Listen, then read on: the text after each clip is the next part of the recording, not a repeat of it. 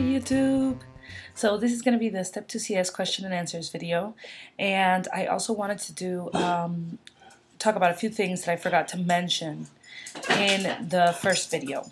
So something I forgot to mention in the first video was that the day was very long. It's not a very long day, but you feel like it's very long. Seeing 12 patients is very tiring, and I forgot to mention that. By the time I was in my last case, I was like ready to finish. The day started at 9, I think I mentioned that, but I didn't mention, no, I'm sorry, the day started at 8, but you didn't start seeing patients until 9. And then we were out by 3:15, because as you know, in the afternoon they have more groups. So I was out by 3:15. And I saw 12 cases, so it's pretty fast. And the snacks, everyone tells you like to bring snacks and stuff unless you eat like very particular food. I felt like the snacks they have at the center is fine. They have like little cookies or like soda. They have water, they have coffee with Splenda or regular sugar, cream, you know, they have everything. I didn't eat what I took, so that's another thing. Other than that, then I'm going to go ahead and start answering questions. So the first question is from Like Zero Music, and the question was, will I make Step 2 CK videos? Yes, I do plan on making one. Actually, I have to make one to let you guys know what I'm using soon, but I'm not going to do it every day, but I mean, I am going to make videos on my progress or how I'm feeling and stuff, and my first video is due soon. I might make it tonight, and if not, then I will make it over the weekend. Then the next question is by, I hope I'm pronouncing this right, Rahen Dr. Ashashi, I guess. And they're asking if there was long or short cases and if there were any spot diagnosis. I guess by the spot diagnosis you mean like if I knew right away. Yes, it's pretty straightforward, the exam. I personally didn't have any cases where I was really doubting my diagnosis. Well, I'm lying. I had one which I think I got it right, but you know, it's just a little strange. But I mean, overall, the exam's very straightforward. Like I said, I finished all my exams with extra time, so I don't know about the long or short cases. I always had extra time. There was only one case, which is a pain case. Like I said in my first video, that took me a little bit more time because the patient was in a lot of pain. The next question is from a few questions from Nani Med MD, and she says that she was concerned about her English and her spelling and the patient note and the grammar. That's the first question. I would definitely say that spelling and grammar are a must in your patient note, because they do want to see how you're going to, you know, be able to write in a patient note in the United States. So if you're spelling and grammar off, I don't think it looks very professional. Now, if you make a couple of mistakes, I don't think anyone's going to, you know, the grammar police isn't going to come get you. But, I mean, if your whole patient note is a wreck and it's not understandable, I mean, obviously that will be a problem. The next question was about the typing speed, how fast I thought you need it to be. I think a good way to know whether or not you'll be okay is whether or not you look at the keyboard to type. I personally type without looking most of the time. I mean, I can look down a couple of times, but I type without looking. If you have to look when you type, you might have a problem and you need to start practicing your typing speed. A good thing to do is to get fast at your interviewing skills so that way you'll have time left over for typing. But for a lot of international medical graduates, it's hard because their English is a problem too. So I would say buy, you know, one of those little programs. I think they have like those Mavis Beacon programs that are typing cheap, like $20, and for the computer, and you can, you know, improve your typing speed. I would definitely do that because you are going to run out of time. And then the next thing was that she asked about the patient note and can words be deleted, the limited space now. If you use the on the website on usmle.org, they have like these practice materials. I'll link it down below, and they have like patient note, like little format that you can go in and practice with. That's exactly how it is on the exam. So I felt like I had more space on the exam, but I don't want to say that. Maybe it's just because I got better at writing patient notes towards the end. But words will not get deleted. It will just tell you that you have no more space left, and it'll stop typing.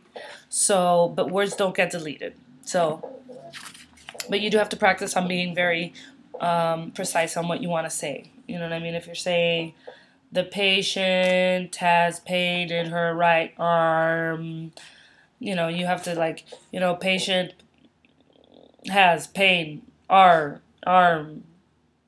backslash, 3 months, you know, so you don't write so much. So you have to practice, you know, using the allowable abbreviations and stuff. So the next question was from Sayao in 2011, and her first question was, why can't I talk about my cases? And I can't talk about the cases that I had because it is illegal. They specifically tell you that the day of the exam, you cannot talk about the cases that you saw at all, because if they catch you and they say that they check the web and everything to see if people talk about cases, if they catch you talking about cases, then they can ban you from all USMLE board exams, and so you can't talk about cases. And the next question was if I saw any Indian IMGs. Yes, I did. I also saw people from Russia. I saw people from Lebanon. I saw a lot of Latin American IMGs, Peru. I think there was one from Ecuador. There's a lot of IMGs at my center. How many steps before the residency? There's 3 steps. It's step 1, step 2 CS, which is the one I just took, and step 2 CK, which is a written exam. And the next question was how much each test costs. The written exams, the ones on computerized exams, are, I think now they're $780. And the step 2 CS, the one I just took, I don't know, I think it's $1,300, I think. It's a lot of money. And the next question was, how was the CS room? Well, it's a pretty small room.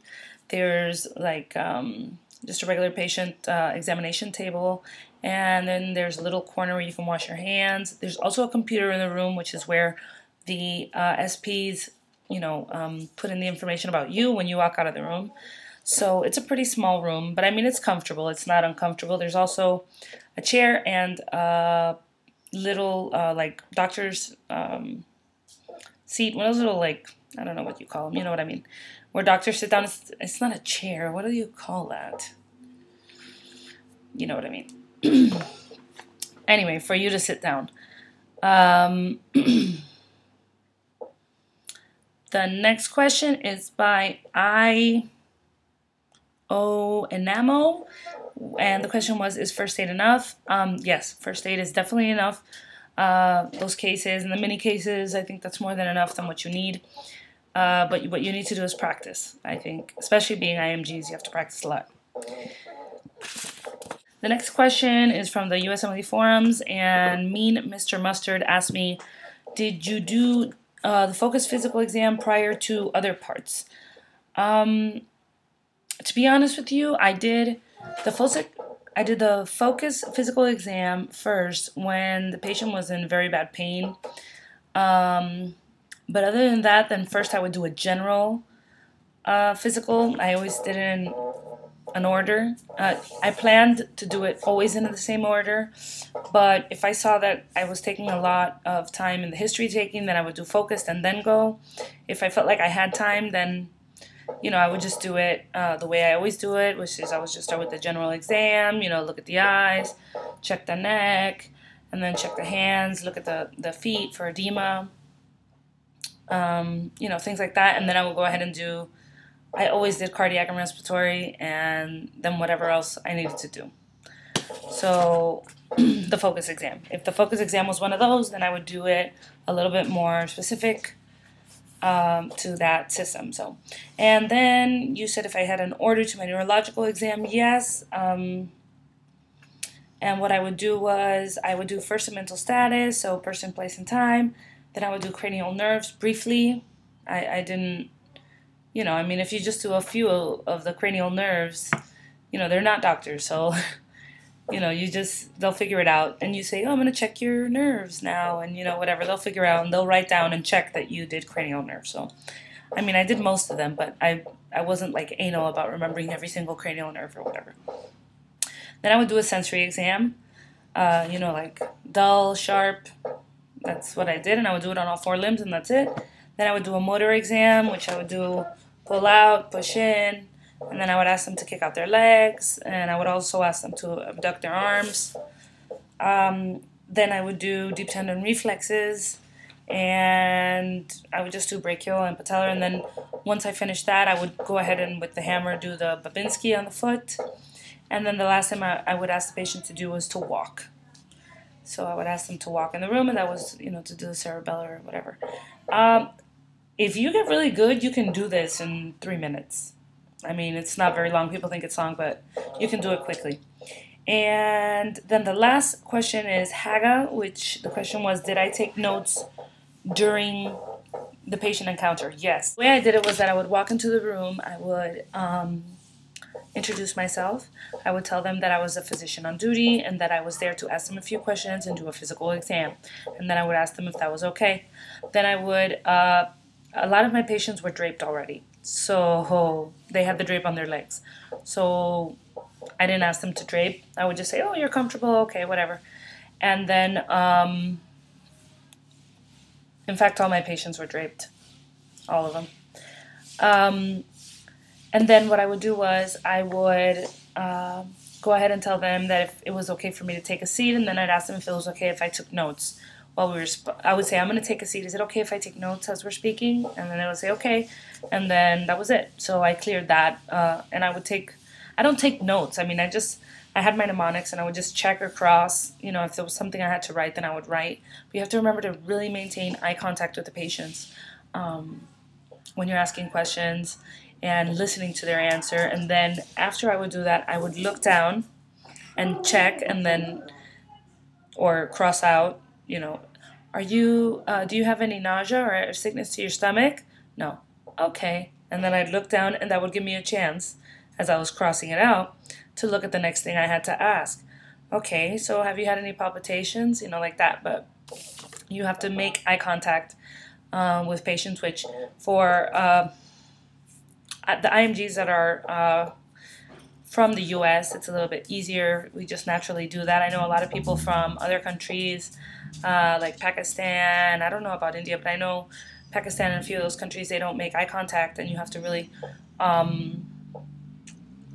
practice that. So, and other than that, that's it. If you guys have any more questions or any specific requests on videos you'd like to see me do, then let me know. And I hope you all are having great studying, and I will see you guys soon. Bye.